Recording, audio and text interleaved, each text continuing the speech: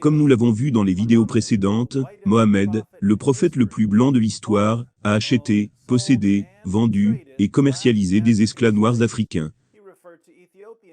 Il qualifiait les Éthiopiens de têtes de raisin sec.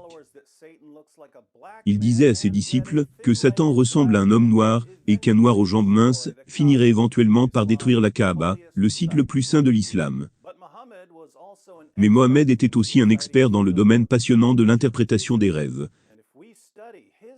Et si nous étudions ces interprétations des rêves, nous pouvons comprendre comment interpréter nos propres rêves. Par exemple, supposons que vous tombez de sommeil, une nuit, et que vous rêvez d'une femme noire. Comment devez-vous interpréter votre rêve? Heureusement pour nous, le prophète Mohammed a la réponse. Dans Jami, At-Tirmidhi, 2290, Salim bin Abdullah a raconté de son père, le rêve du prophète, qui dit « J'ai vu une femme noire aux cheveux non ténus, sortir d'Al-Madina, Médine, jusqu'à ce qu'elle soit debout à Maïa, et c'est Al-Joufa.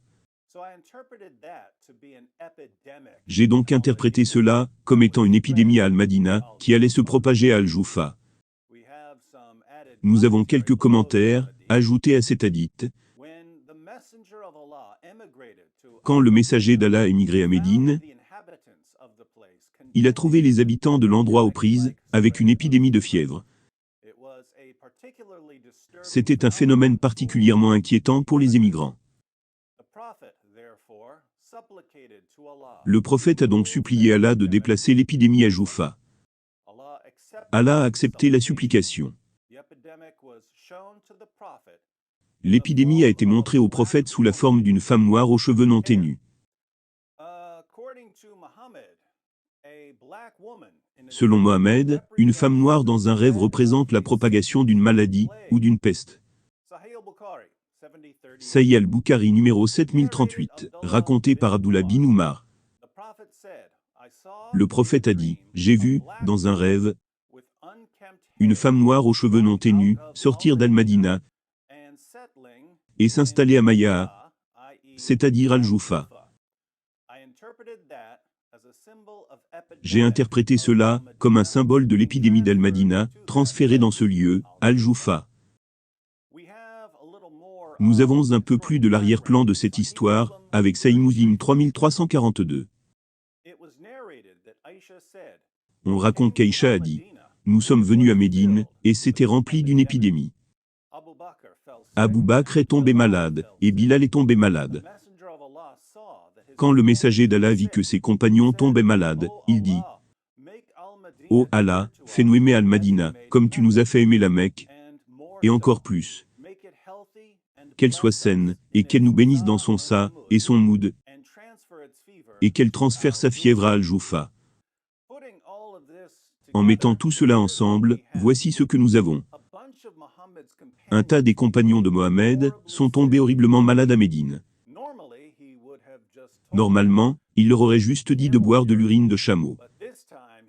Mais cette fois, il a rêvé d'une femme noire quittant Médine et se dirigeant vers Joufa.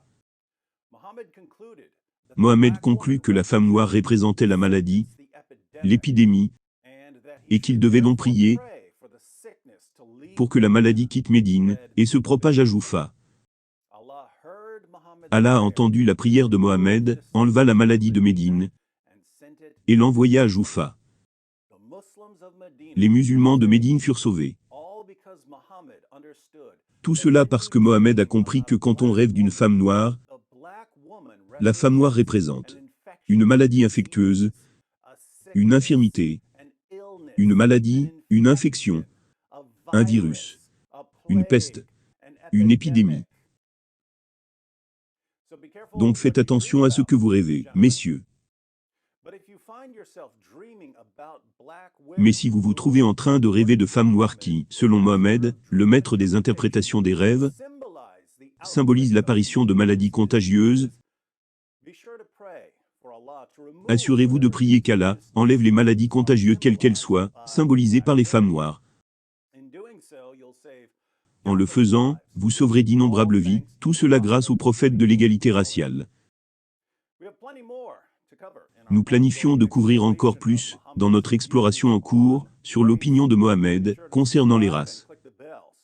Assurez-vous de vous abonner, et de cliquer sur la cloche pour ne pas manquer nos dernières vidéos. Si vous avez manqué l'un des épisodes précédents, n'oubliez pas de consulter cette liste de lecture. Et même si vous les avez déjà vus, n'hésitez pas à les regarder à nouveau. Ce sont des choses importantes, qui peuvent changer le monde.